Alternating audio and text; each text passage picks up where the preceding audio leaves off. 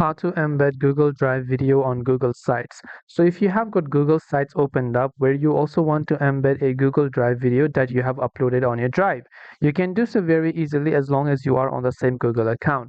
On the right hand side, you can see this option known as Insert, right? So from the Insert tab, what you want to do is simply go to this option that says Drive.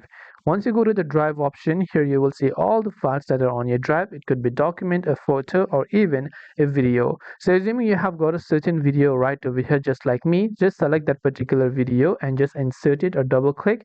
And once done, whether you want to share or not share, you can go ahead and select that. And just like you can see, our video has been embedded into Google Sites directly from Google Drive. And if you want to delete it, you can just hit the remove button as well. But I hope that this video really helped you. If you have got any more questions, feel free to also leave them down in the comment section below.